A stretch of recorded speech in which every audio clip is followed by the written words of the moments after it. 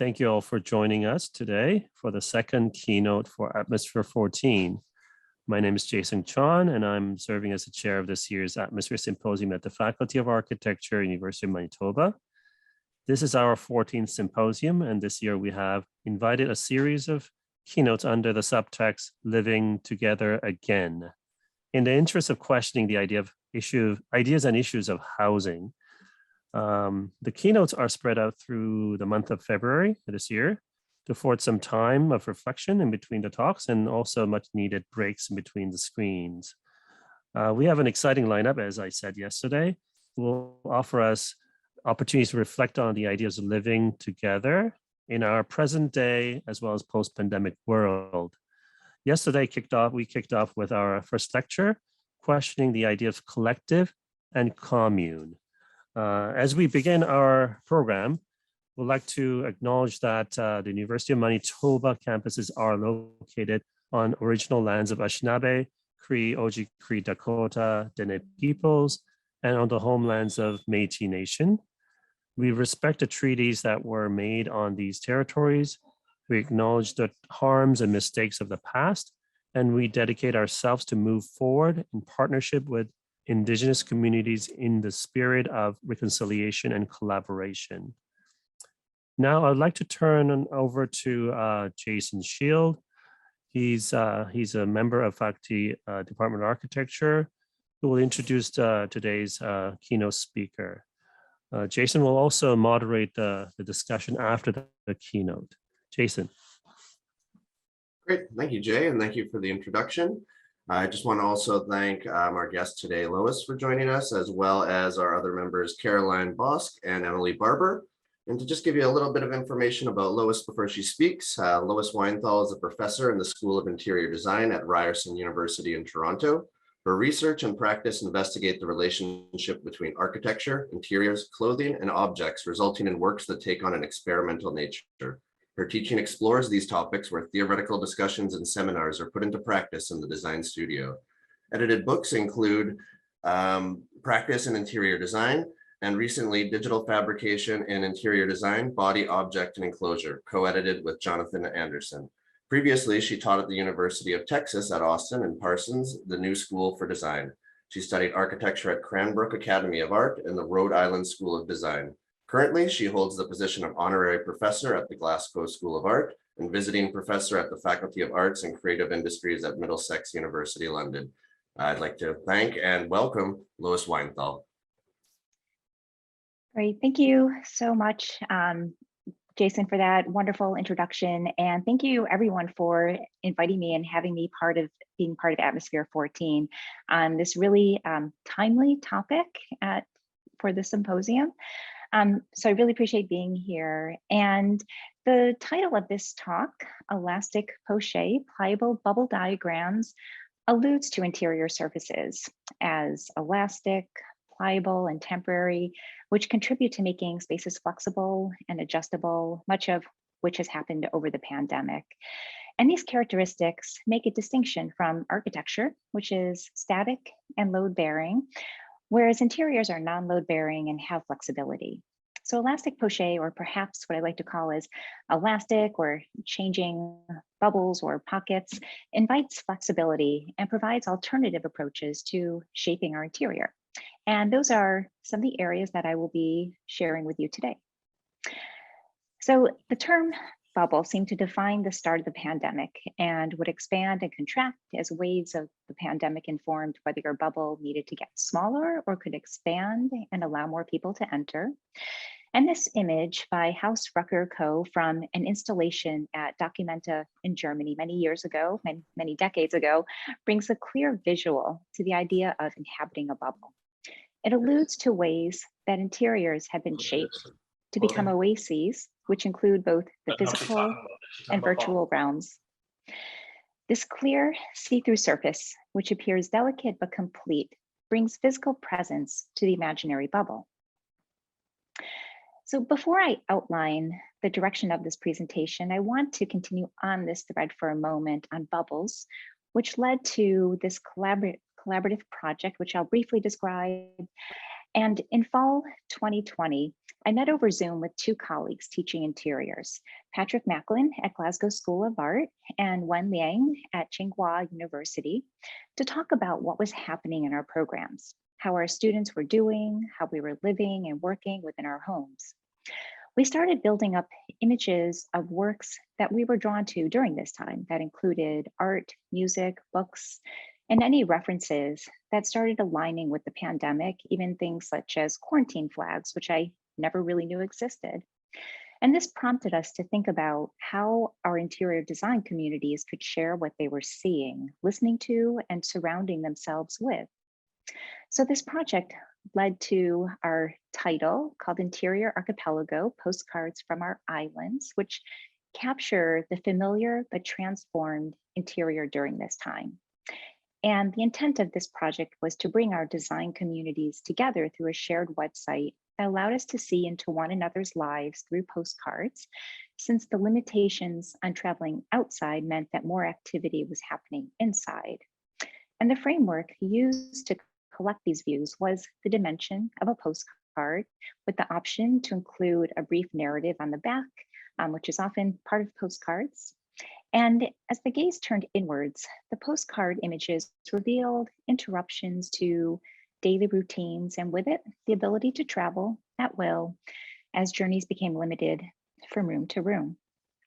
So in December 2020, with the support of our research assistant, Alice Wenyi Wang, who's currently a fourth year student in our interior design program, we launched the project and asked members in our 3 design communities to contribute to the website.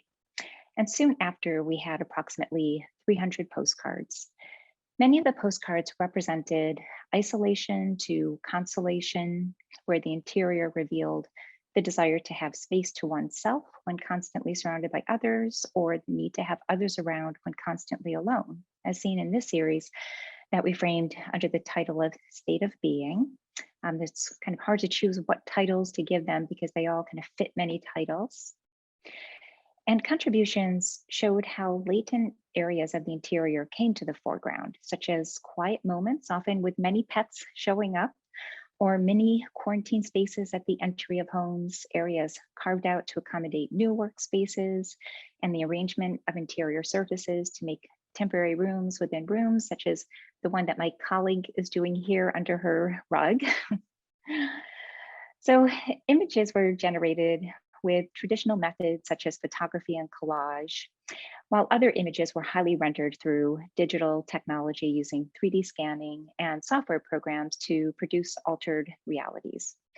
Floor plans provided a base upon which site-specific information could be mapped, such as one's travel from room to room throughout the day, or as the one on the top right as a base for redrawing a floor plan in a textile weave.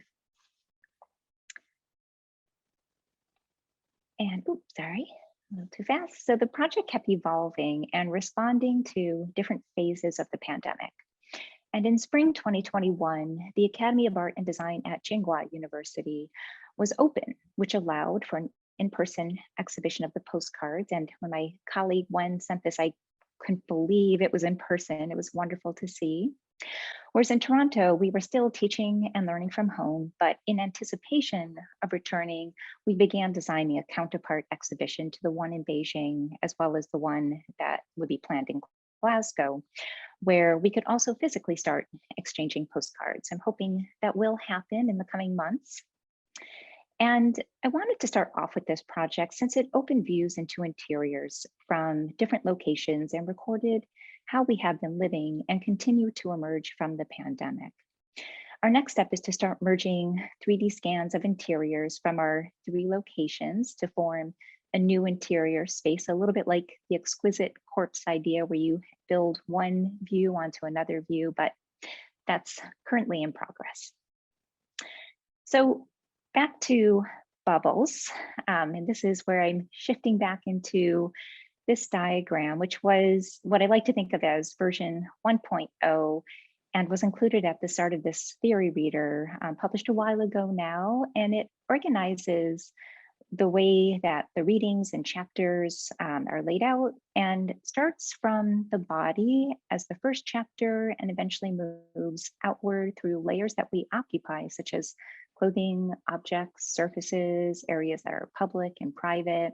These are just a few keywords to recognize those layers. And finally, to the wall that makes the bridge between interior and exterior. And these overlapping rings, which can also be seen as bubbles, move in and out of one another and have no definitive anchor because these layers are inherently flexible, hence the idea of elastic Poche and pliable bubble diagrams. So over the past year, actually during the pandemic, I revisited this diagram, which I always saw maybe in plan view, but now inflated like bubbles. It now gives depth and overlap to the different realms that are those that surround us, essentially inside of a room. And it reinforces ideas of buoyancy, elasticity that span one area to the next. So this version is now 2.0. I don't know if there's going to be a 3.0, but this diagram provides the trajectory for this presentation and the spatial containers that we have found ourselves in during COVID-19. So I will share examples by designers from a range of disciplines whose works offer ways of making that contribute to the inside of our bubbles. And these include apparel construction, furniture and product design, photography, literature, and film, to name a few. Some of these examples are tangent and hovering at the edge of their own discipline. To me, that's always the exciting space to be in. And these perspectives offer alternative and non-conventional ways of looking at the layers that form interiors, often sitting somewhere in the spatial overlap and in the margins of the diagrams that you can see.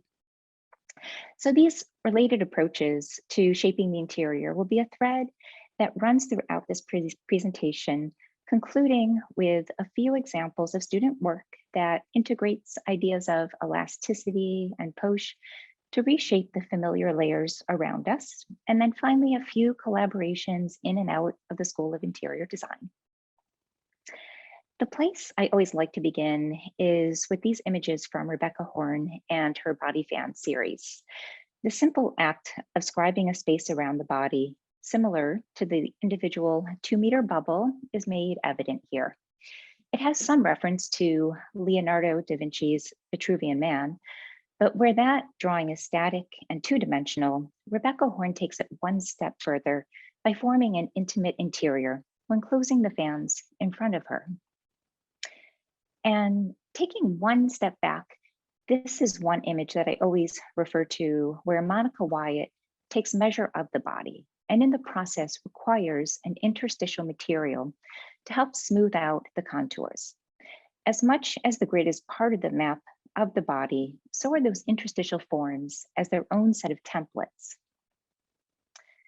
But moving back out a little bit further from the body, in another view of scribing a space, these are works by Jane Callahan and Catherine Palmer, who were working in the 1940s, and they were focused on tracking the body in motion while doing domestic chores and everyday activities, such as this one of a man dressing.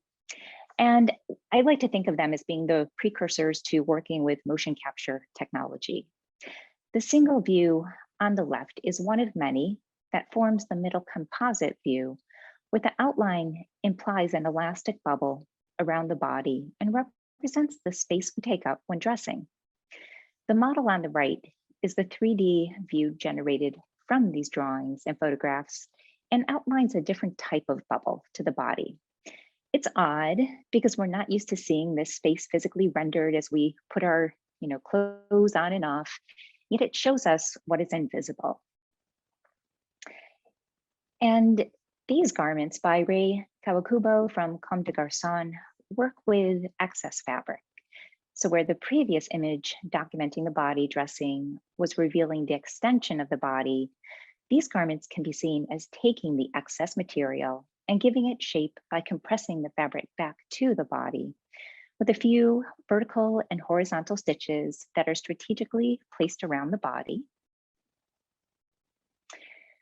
And in Hussein Chalayan's work, garments become more robust and move into the shared realm of furniture upholstery, reminding us how our bodies are connected in scale and shape to the furniture we occupy. So once again, working in that marginal space.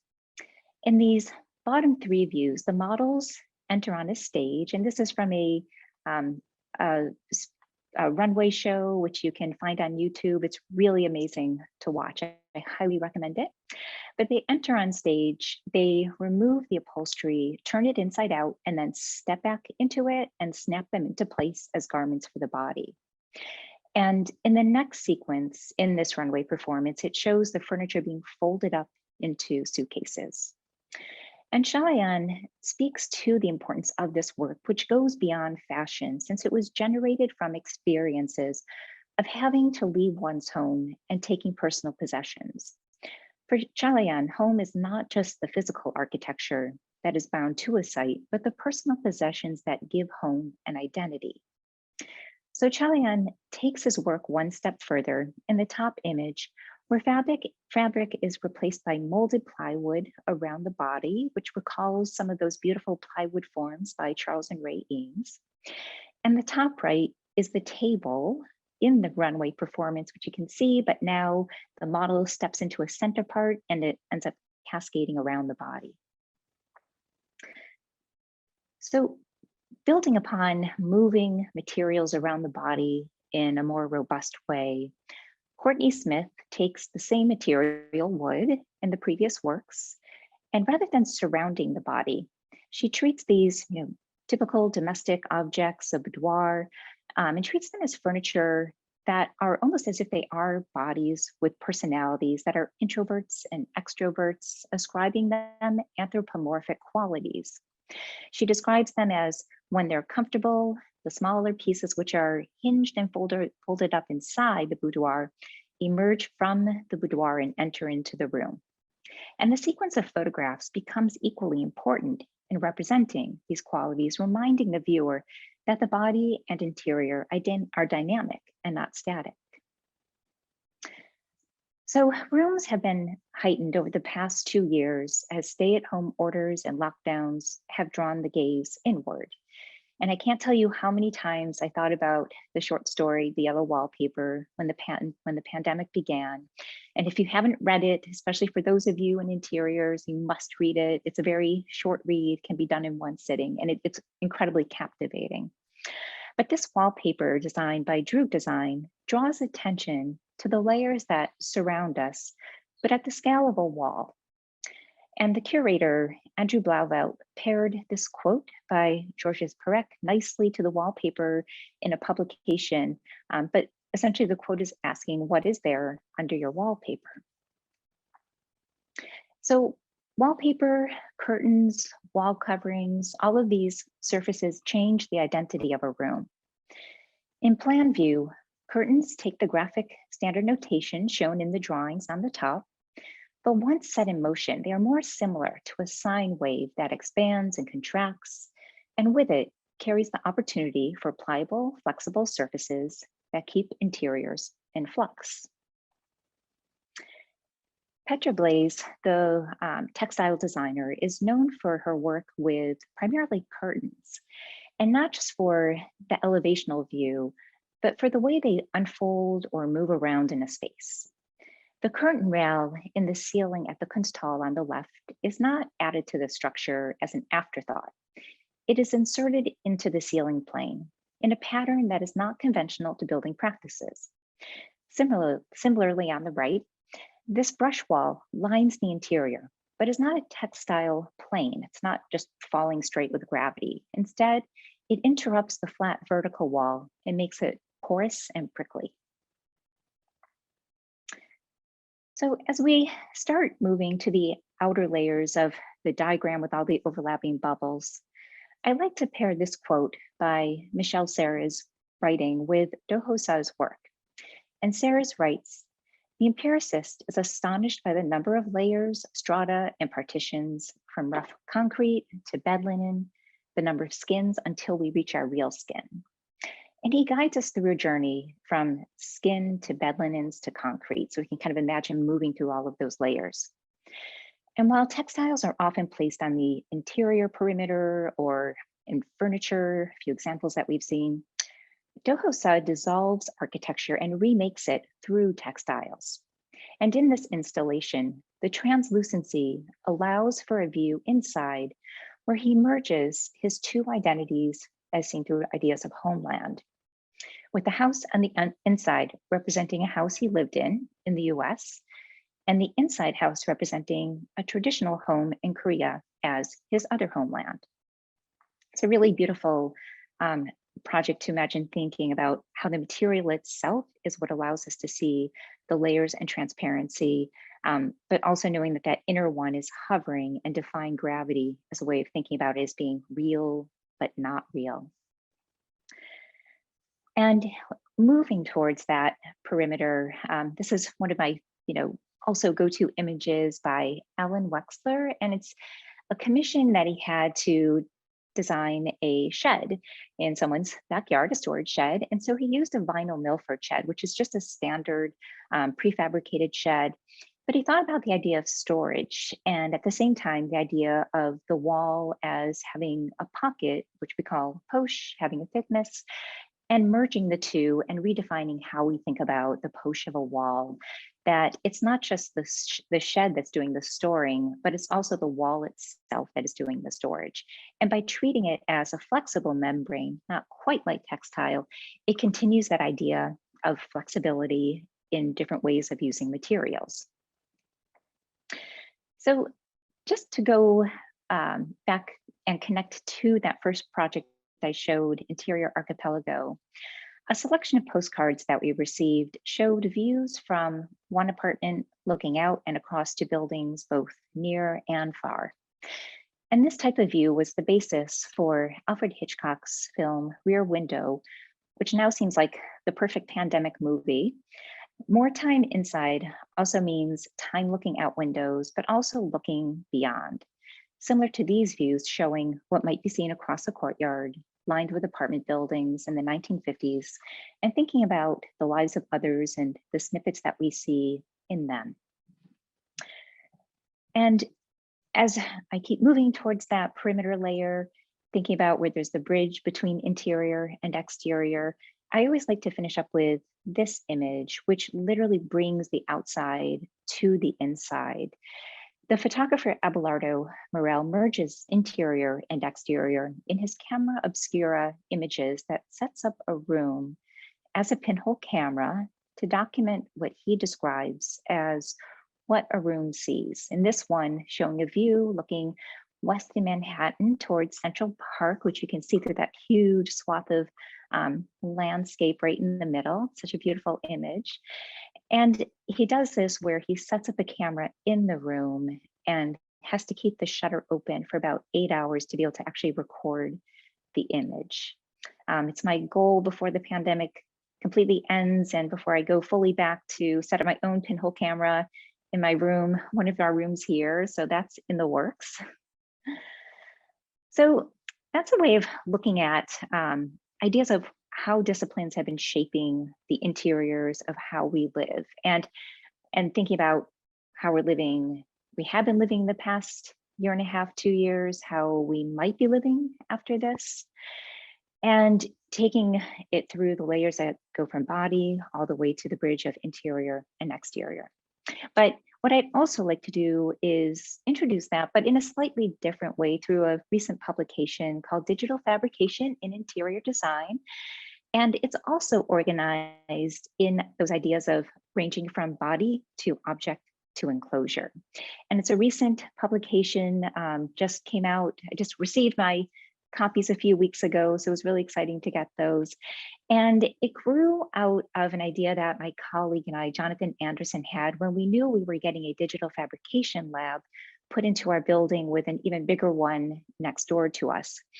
And with that, we kept thinking, well, how does interior design use digital fabrication? And we started looking at who was doing works at the scale of interior. Once again, thinking about works that are not load bearing, and realizing that the majority of works we kept referring to were at the scale of body, whether it's jewelry, garments, or objects that were being constructed, furniture, vases, and then finally enclosures. And even though enclosures could be considered something structural, we kept finding ones that were not load bearing, but more interior partitions.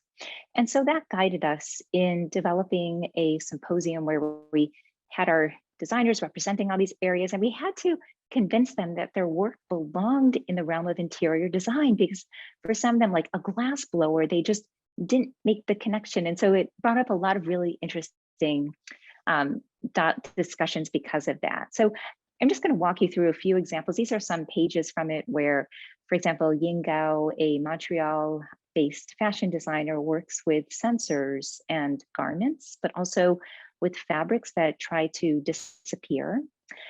Or Random International, which I don't know if you've had a chance to go see the rain room, but also works with sensors at the scale of a room where you can walk through, but you never get rained on. Pretty amazing. And a few other samples from pages throughout the book where designers are working with everything from all different digital technologies to make new types of rugs. So things that are actually applicable and fill the interior. Furniture, ways of reshaping spaces, whether through software programs or through robots. So lots of robots throughout the book. But I do want to focus on a few examples. This is one by Noah Raviv, who's a fashion designer and artist. And in her work, she was really interested in looking at designing around the body, but discovered when she was working with different softwares that glitches kept appearing. And those glitches stemmed from the body. And for her, those became ways of designing around the body. They became new shapes that formed around us. And so some of them were made with laser cutters. Sometimes they were made through 3D prints, all different ways. But these are a few examples of those direct connections between the digital drawings and the final outcomes. Another designer, Iris Van Herpen, works with a lot of textiles that do a lot of expanding and contracting, and does that with laser cutters brought to textiles.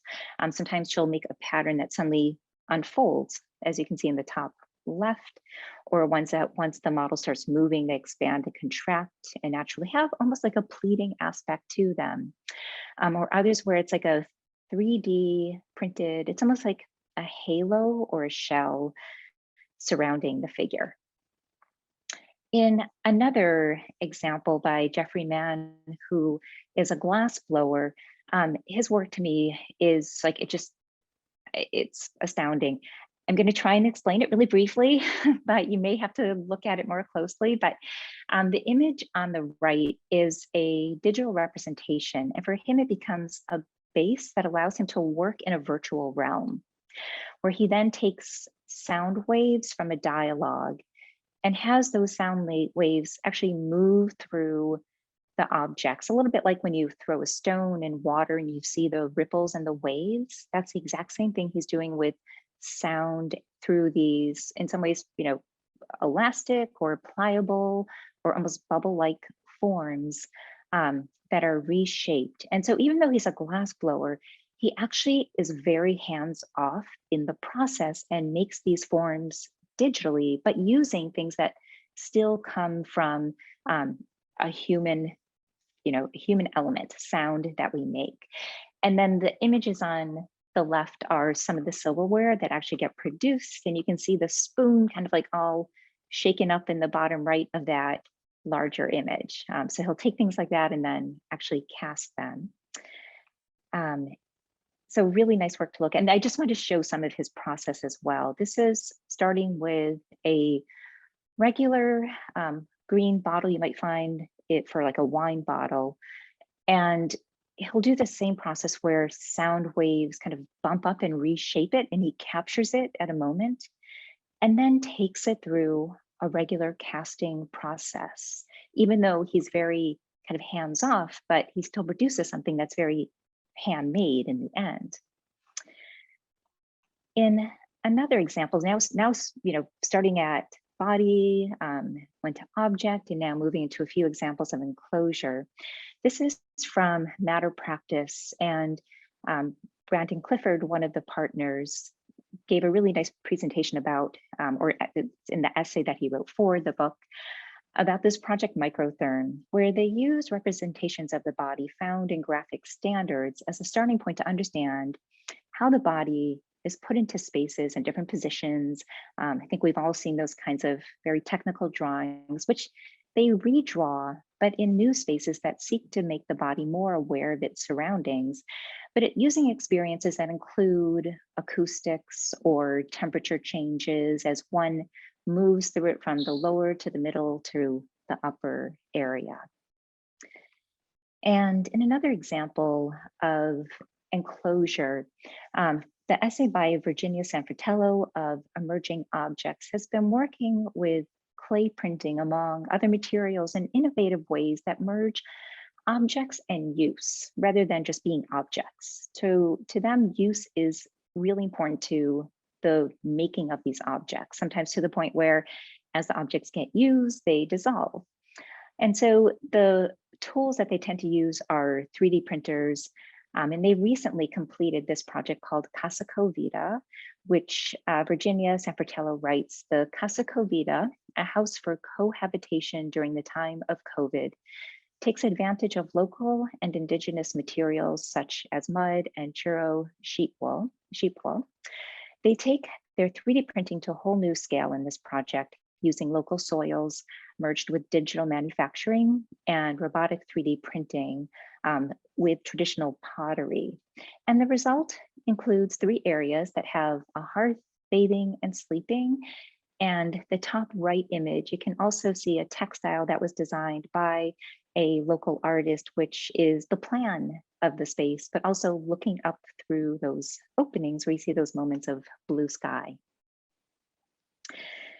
So in another example of enclosure by, I went too far, by David Freeland and Brennan Buck from their office, Freeland Buck, they like to think about digital fabrication in the context of how one works. For example, Brennan Buck speaks about the brush strokes of a painter, and if you remove the figurative form of painting, you can focus on the work of art as its own production made by tools and brush strokes. So it's really just about looking at what that kind of texture is and how it's made. And so this project, Slipstream, which has some study models to the left, takes a similar approach where tools and the brush stroke, but now it's the tool stroke, give shape to this enclosure. And color is further complemented by enhancing the idea of what could be the digital brush stroke.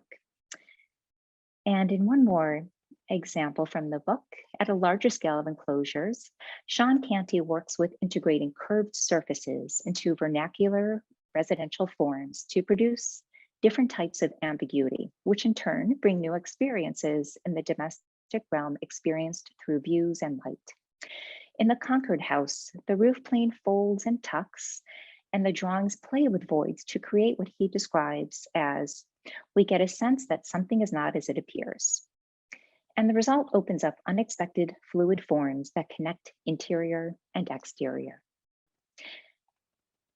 So at this point, works shown in this talk are by designers working in their discipline, understanding their foundations and conventions, but often step outside to tell a different story.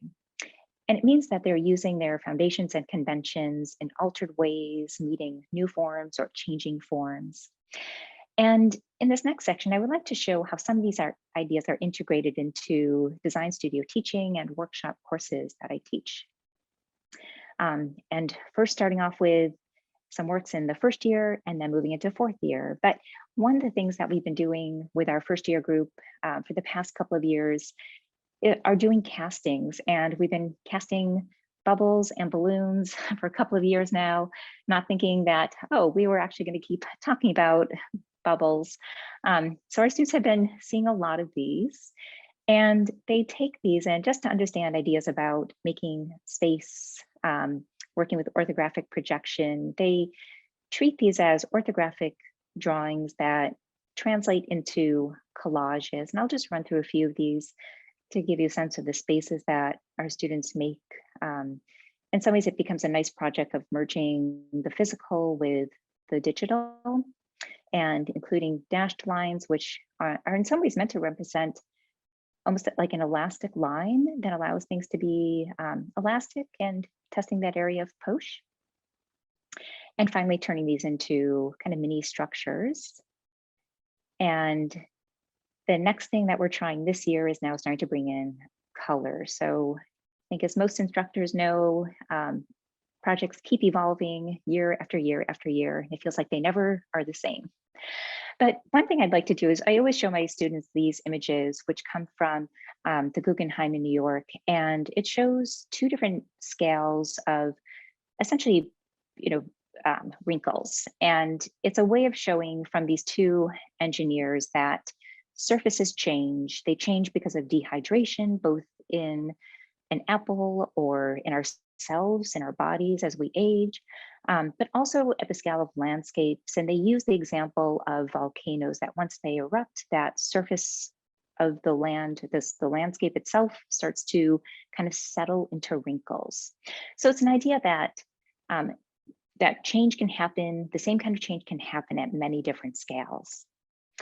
And it's an introduction I use with my students as I ask them to make connections between the body and the surfaces that surround us. And so I ask students, and these are some examples from the 4th year seminar I teach, to identify moments that span different scales and cast the space between them.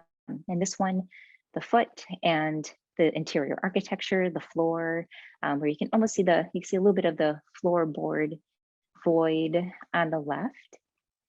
A few more castings that help them see the body in another material, thereby seeing something familiar, but in a static and a new lens. And sometimes really familiar things like just the corner of a room, but understanding that the layers build up and get distorted.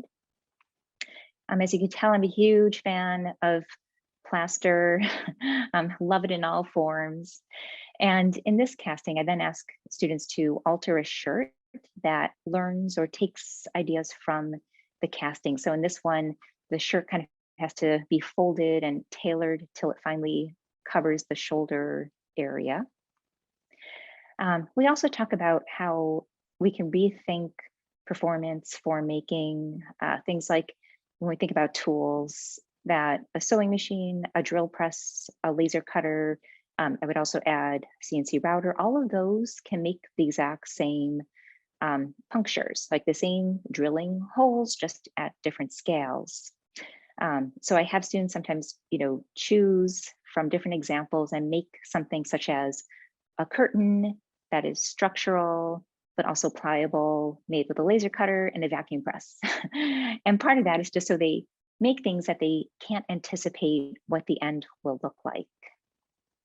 So in one of these examples, these are just a few brief projects that I'll show. A student was working with textiles and a smocking process that she then scaled up to look at how we could perform in a space through different materials. And so by studying each of these materials, sometimes the smocking could allow transparency. Other times it was more about helping absorb sound, such as with felt, or helping keep a room dark through things like canvas. But thinking about how it would be installed across a series of rooms, literally becoming a curtain wall.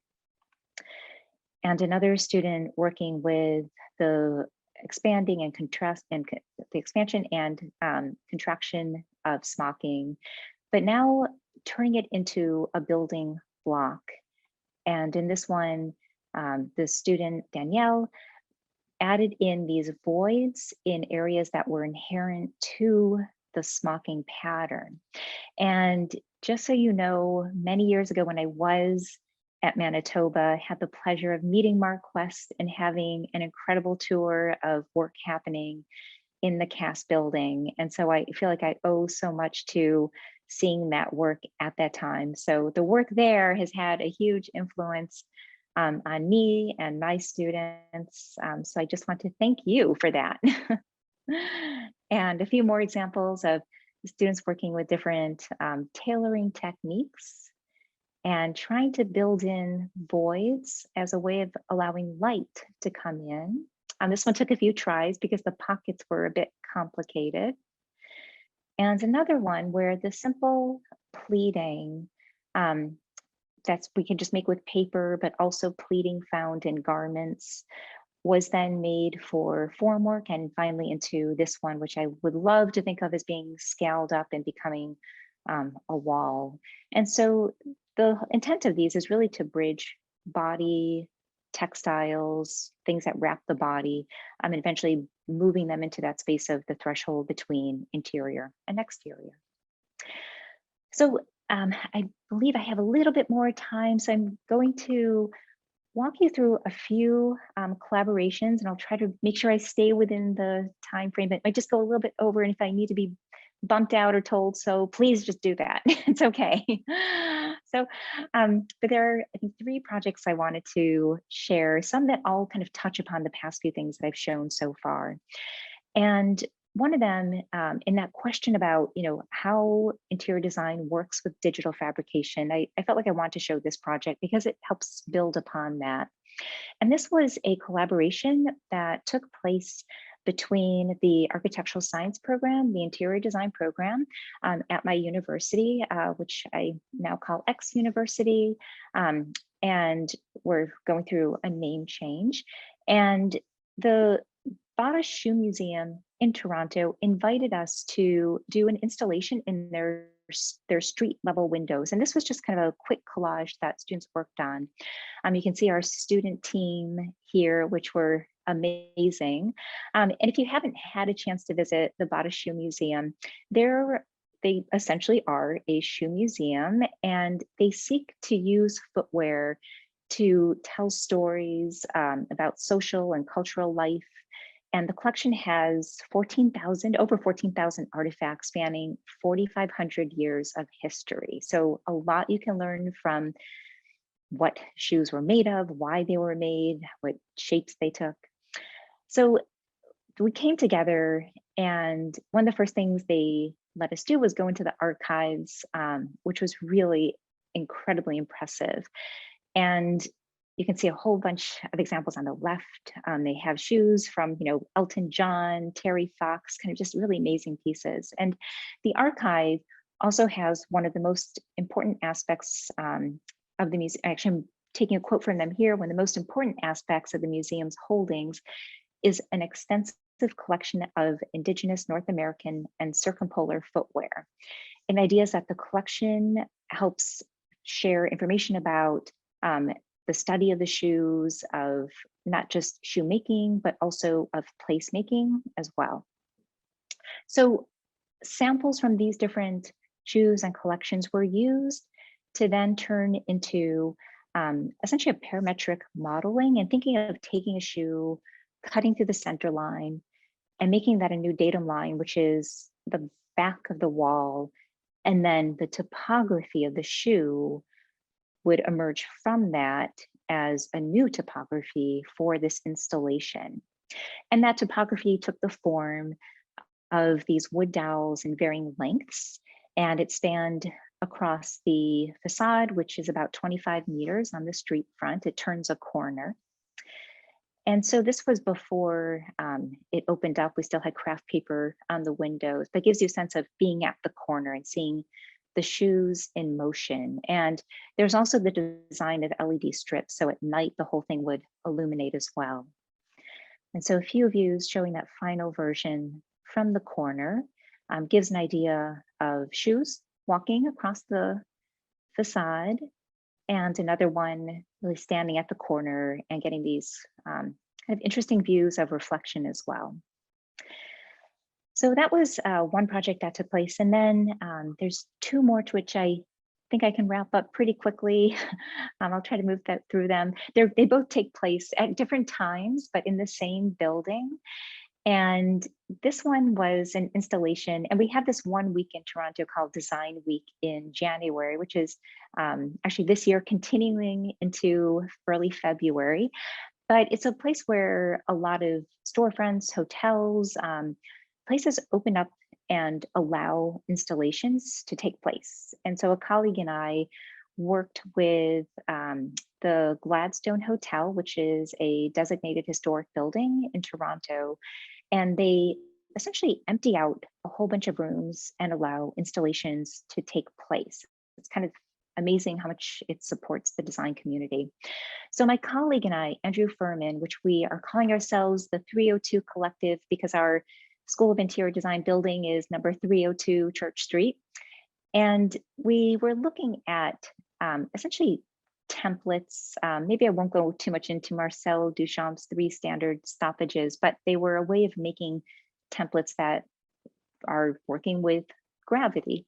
But we were interested in bringing the outside inside and looking at landscape. And so we started with this area of the Don Valley, which has this really beautiful dip in the landscape and used to actually be kind of difficult to traverse until bridges were designed and built. And this is one from 1916.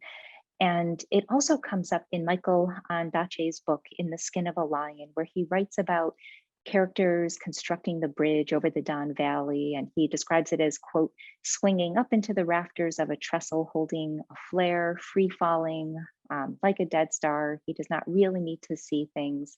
He has chartered all that space. So we like this idea, and we want to work with that to start taking those cut sections of the landscape, and at the same time working with number 10 envelopes, because they helped bring in the scale of the body as an individual who will send a letter, somebody else will receive it, but it also traverses a really long landscape if needed. And so we use that as our kind of shearish material to start constructing these layers. And sometimes they had patterns that looked like they were being shuffled in a mail sorting room. And so this is our location in the hotel. We had room 202 for homemade. That little boxed out area shows how small our project collapsed into, which was, I mean, the ladder was harder to bring in than anything else. But finally installing the piece. And even though it was meant to represent a landscape turned upside down, we realized it actually became more like a cloud in a space. And the side view recalled the scale of the body. If you've ever seen tailors and dressmakers, they have these beautiful patterns that are always hung up and lined up and just kind of drape and fall like that.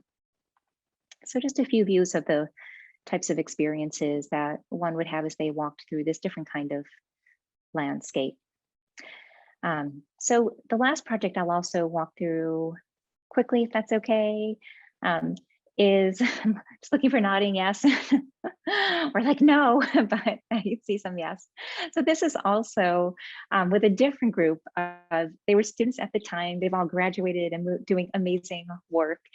But with them, we were also designing for the same festival, but this time we were given the hallway to work, which is where a huge party happens. And the 4 of us were just like, no, we just want to do something like quiet and, simple. And they said, no, you're designing the space of the party. And this is a very kind of quiet group. So it was kind of ironic that we had it. So we thought about, okay, what happens in this kind of party hallway where everybody's mingling and drinking, and we couldn't really disrupt the floor level, but we knew that we wanted everyone to engage with the piece and to reflect the body moving throughout it. So it turned into a piece that was a bit like a party using a Mexican piñata, but also looking at different materials that had a translucent or iridescent quality and combining those and making them into a new ceiling.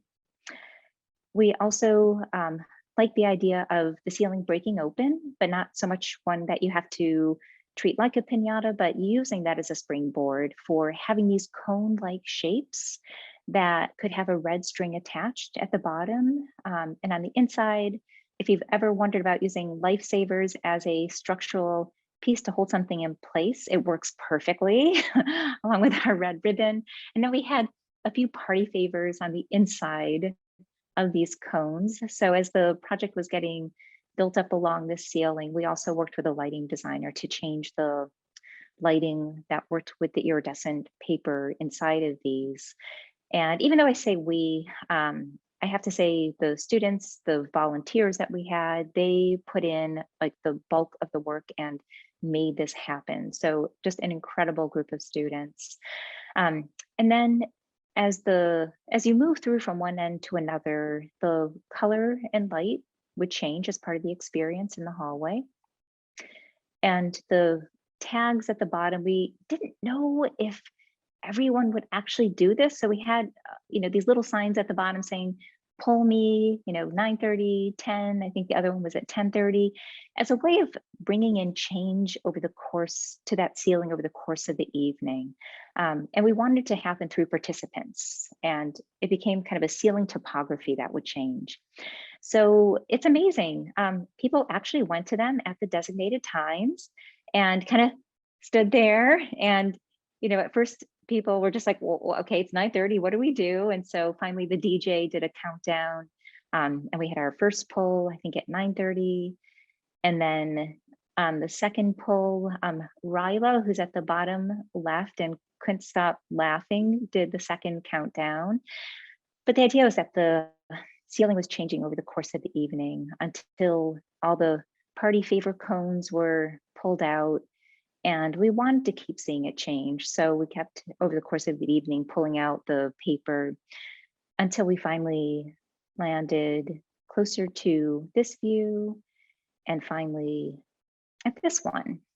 And so this is where I'd like to end this presentation, in the hopes that it's kind of guided you through spaces and how we shape them on the interior, going from body to, just like bumping up to the architectural shell and all the ways that they can be adjusted and made through pliable surfaces, knowing that they also represent individual bubbles for many.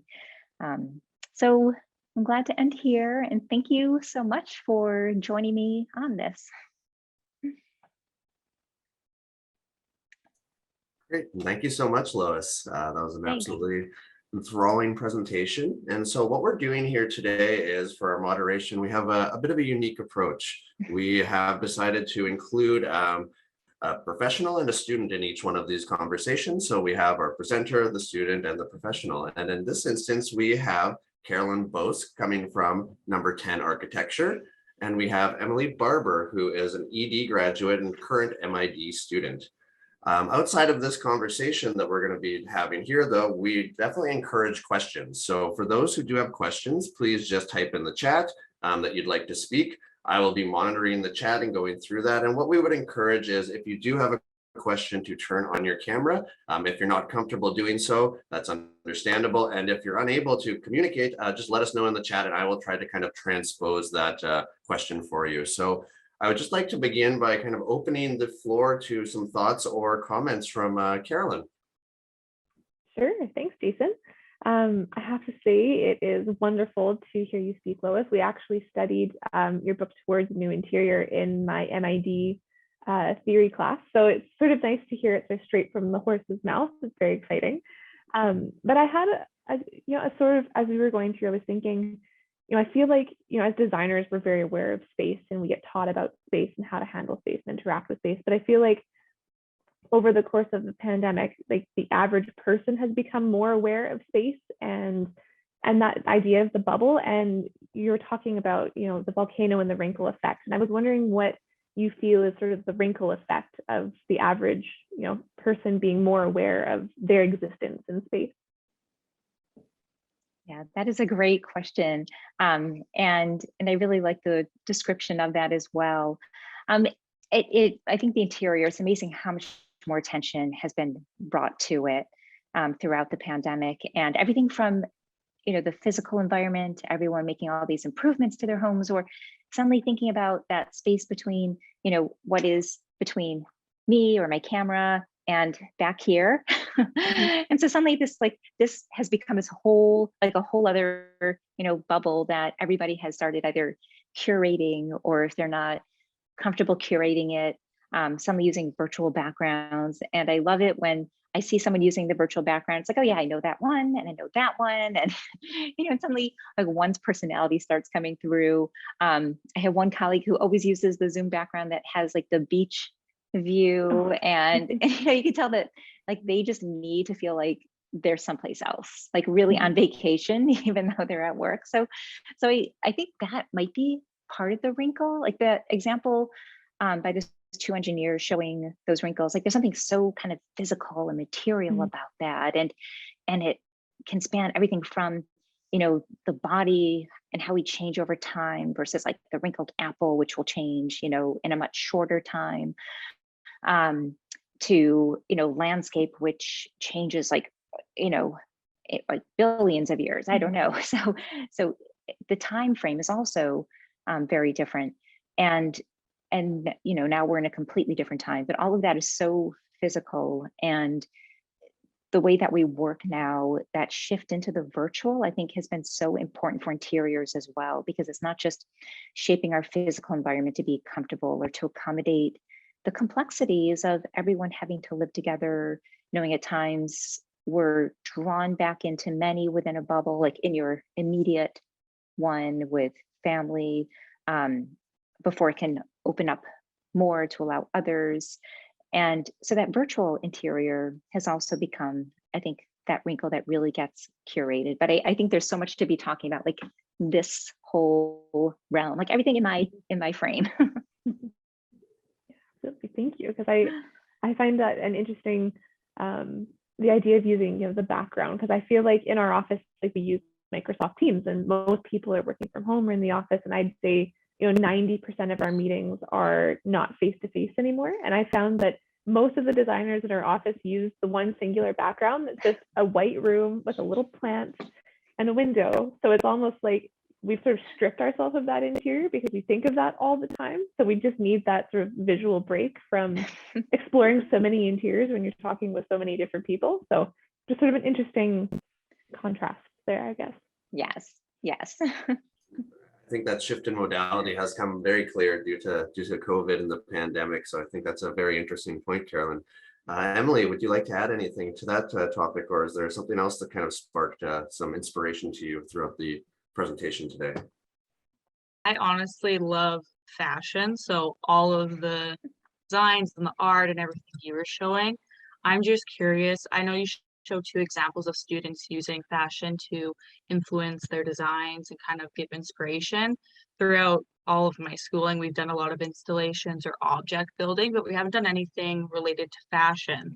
So I'm just curious of other types of projects or way you can infiltrate that into a studio project.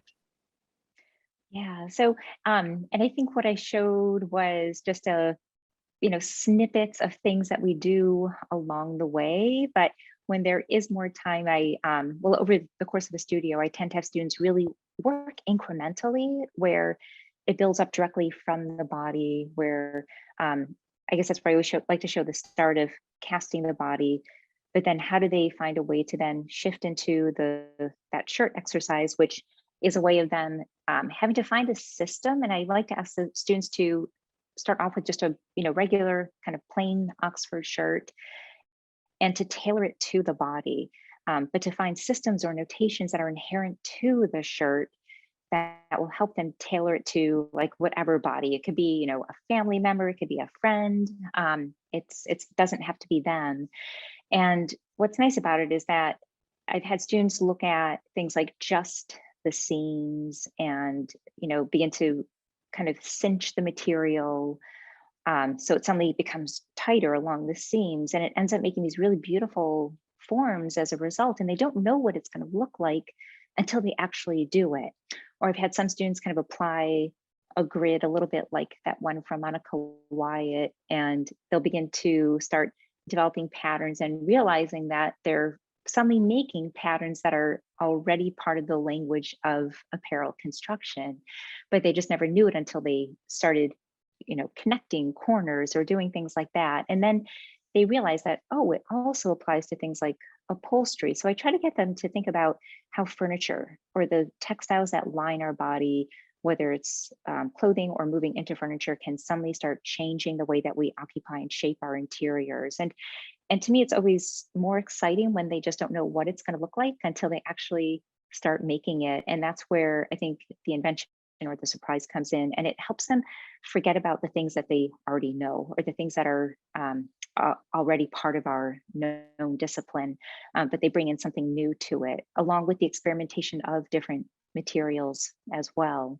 So there's a lot of, I think that the tactile realm is important, but I also appreciate it when they start shifting that into using digital fabrication tools and taking ideas of patterns they've been working with, how can they start laser cutting that and bringing that to a new shape for the way one might design a partition in a space.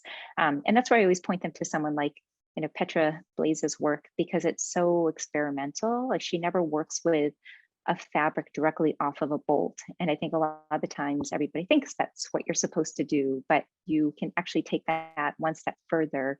And she's done some really beautiful collaborations, like with Sanai, where the Toledo Glass Museum, because it's glass, it has a lot of curtains on the inside.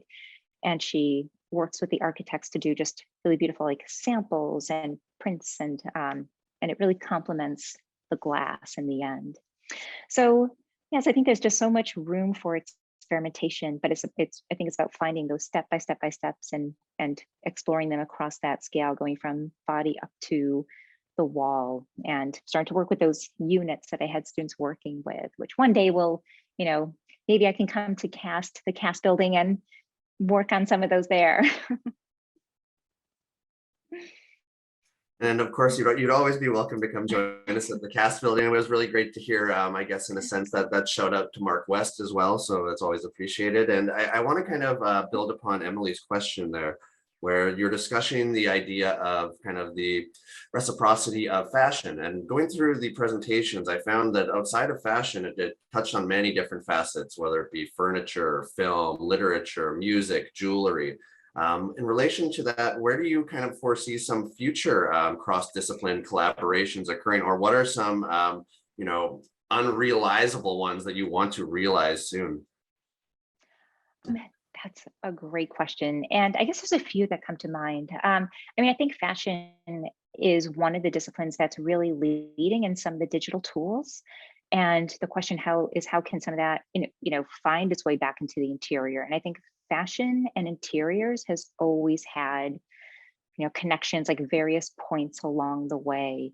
And so I think that's an area that will kind of always keep continuing. What I love about the book and all the authors who contributed to this new book on interiors and digital fabrication is that it kind of opens up the door for interior designers to see, oh, I haven't thought of using, this tool this way.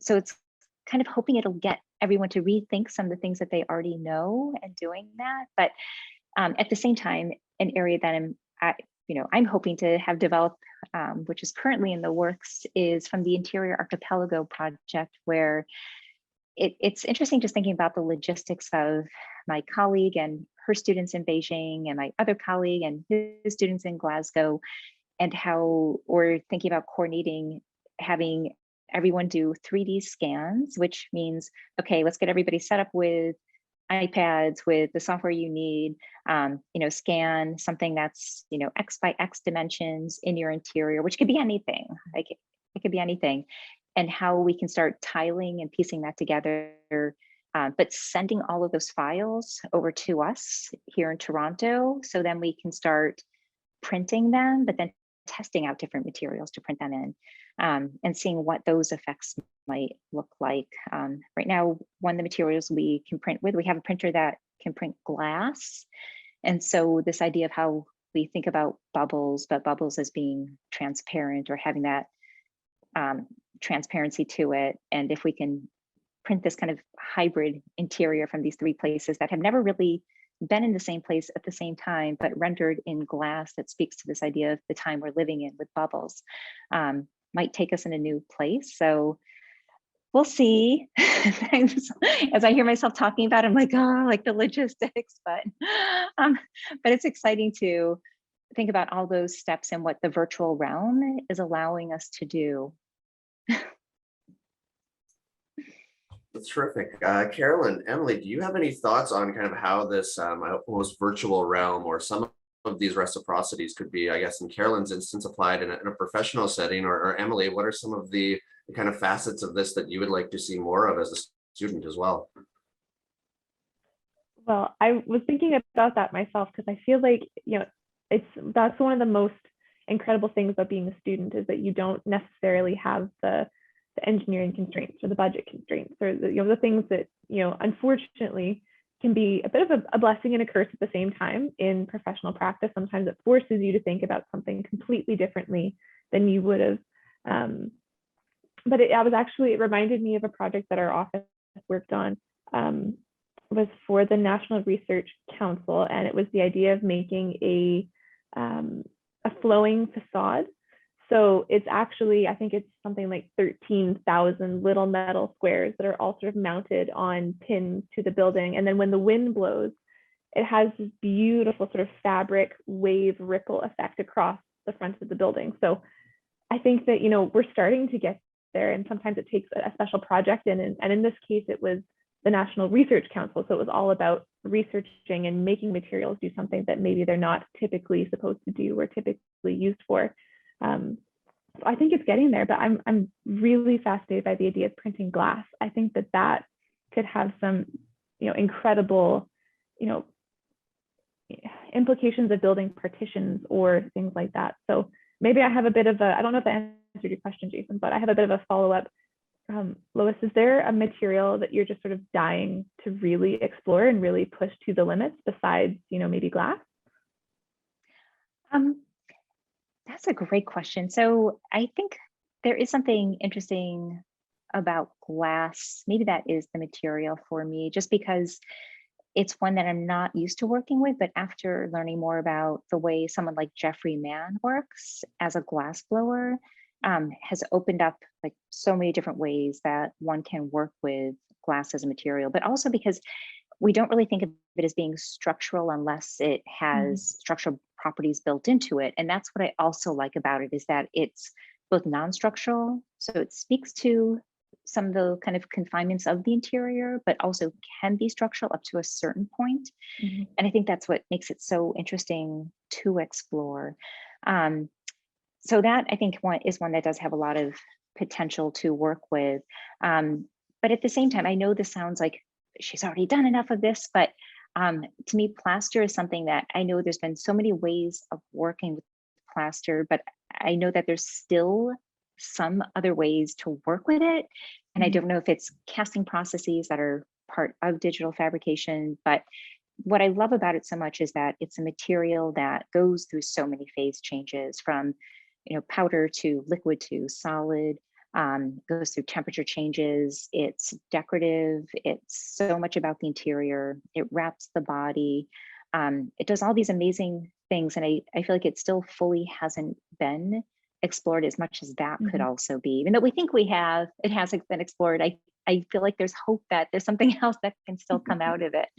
I mean, especially I read a while ago, one of the astronauts, Scott Kelly from the US, there's this great image in his biography, his book, and it describes him sitting in this plaster, almost like a bathtub, for a cast of his body that was then used to make the seating as he went up into the International Space Station. It's just like, of course, like plaster is being used here and contributing to something that's like out of this world. So I think there's still, a few things to be explored there.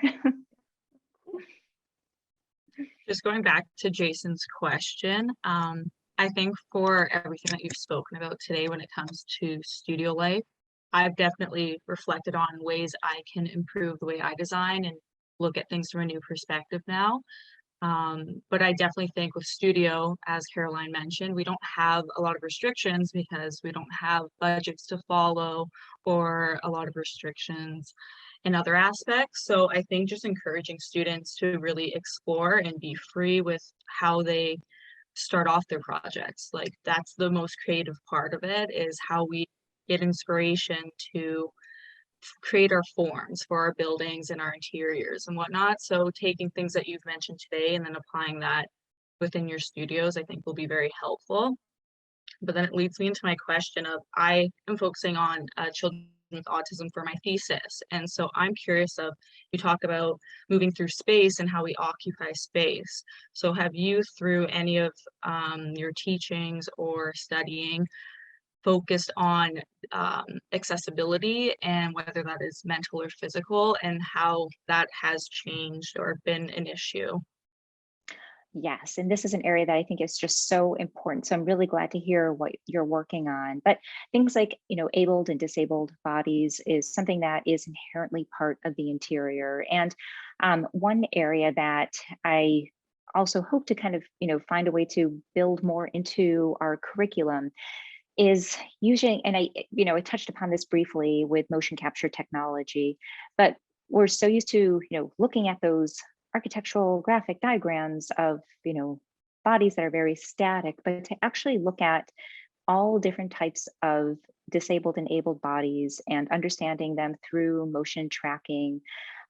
We're really fortunate that here in Toronto at the University Health Network, they have this incredible lab that looks at essentially how people are aging and what it means to live in an environment. And they have all these simulators that can make one understand what it means to have different challenges as you do age. So I think there's all these other scenarios that we need to be looking at, but seeing how we can be using either simulators or motion tracking to understand, oh, maybe there's opportunity to actually shape some of the spaces that we, just to think of as default, but maybe there's other ways of shaping them that actually would better complement and support a whole different range of users. So, so for me, I know it's that motion tracking that I have a lot of hope for, to be able to understand better how bodies move through space. And I think that's a very interesting point, because my next question I wanted to pose to the panelist team and as well as Lois is, as we look at kind of technology as it progresses, obviously this proliferation of cheaper and more accessible technologies has allowed for this advancement in fabrication. If we start to look forward, 10 years from now, how do we see the youth being able to engage with this, remembering that they have almost in a sense been raised on these technologies and in many manners are taught programmatic coding and things of this nature. So I'd be interested to see what the panel's thoughts are about where the future of these technologies lie, considering that we have kind of set things up to move in a very fast pace, I would argue.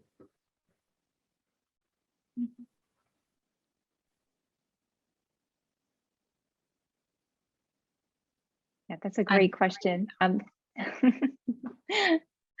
Emily, maybe I'll let you go. Okay, we've kind of talked about this in one of my classes. Just like Caroline, we read some of your books as well, but we did bring this up as a topic of how can we create spaces that allow people to stop and enjoy the space rather than just like always on their cell phones or moving at a fast pace, like stop and enjoy the moment.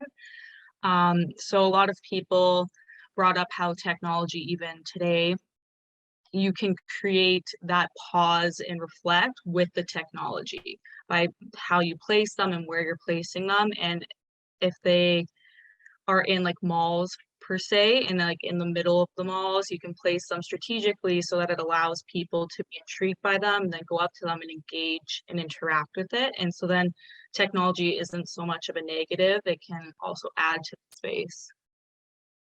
And maybe I'll hop on sort of the tail end of that, but I think that, as technologies become more accessible, it's sort of unlocked that potential for a greater swath of the population to be able to experience space. As the technological advances in, hearing technology, people that, maybe couldn't necessarily experience a space for hearing a space will have a whole new way of interacting with that environment. And I think that, technology can be a bit of a hindrance at times, and it is tricky to combine that sort of flexibleness with the built environment. But I think that it really only has positive benefits for allowing the accessibility of space to be accessible to everybody. So Terrific. And then I would just once again remind anyone who is in the audience that if you'd like to place any questions, please let us know. Oh, we have one from Jay here, because we got about 10 minutes left. So if you do have them, this would be a great time to forward them. Jay, the microphone is yours. Yeah, just this opportunity to chat with Lois and her thoughts, and of course Emily and Caroline too.